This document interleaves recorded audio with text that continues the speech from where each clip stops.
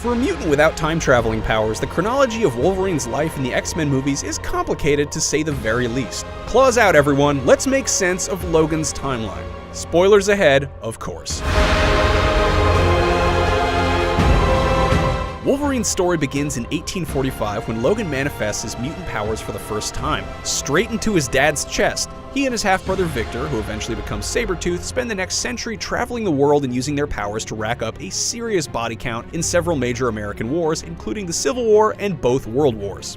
Logan becomes imprisoned in a Japanese POW camp near Nagasaki at the tail end of World War II. There, he saves the life of Ichiro Yoshida, an officer in the Japanese army. Cut to 1962 when Logan crosses paths with Charles Xavier and Eric Lehnsherr, who try to recruit him to the X-Men. He turns them down with his signature eloquence. Go f*** yourself. So it's a hard pass for now. During the Vietnam War, Logan first crosses paths with Colonel William Stryker, who recruits him and Victor to a covert mutant task force called Team X. Logan leaves the team after becoming disillusioned with their methods. But Stryker isn't that easily refused. 6 years later, after the staged death of his lover Kayla Silverfox, who's actually an agent of Stryker's, Logan returns to the Weapon X facility. He submits to Stryker's adamantium bonding process, and the Wolverine is born.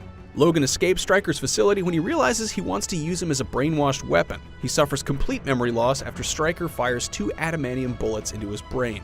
After decades of wandering, Logan encounters the X-Men again. This time, he accepts Xavier's offer to join the team. After defeating Magneto, Logan travels to Canada to discover the secrets of his past. Stryker, still trying to weaponize mutants, invades the Xavier Institute and kidnaps a number of students. Logan, along with the remaining X-Men and Magneto's Brotherhood, hunts Stryker down and stops him once and for all. Wolverine and the X-Men again face off against Magneto and the Brotherhood. He's forced to kill Jean Grey, the woman he loves, to prevent her Dark Phoenix powers from raging out of control. Plagued by guilt, Logan spends the next decade hiding in the wilderness until he's brought back out into the world to help, and then fight his old friend from World War II, Ichiro Yoshida. He loses his adamantium claws in the process. 2 years later, he is once again recruited by Xavier and Magneto to the X-Men to deal with the danger posed by Trask Industries and their experimental Sentinel program.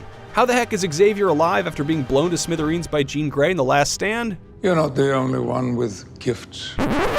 Yep, that's all they gave us. Fast forward a decade. Logan and the few remaining free mutants are fighting for survival in a world ruled by Bolivar Trask Sentinels. To save the present, Kitty Pryde transports Logan's mind into the body of his younger self in 1973.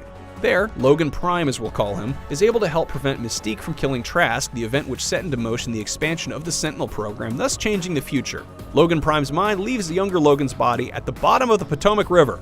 We'll get back to Logan Prime in just a moment, but for now, let's follow young Logan. He's soon recovered by Mystique, who's masquerading as Colonel Stryker. The films have left young Logan's journey from here on a little vague, so we're going to veer into theory territory.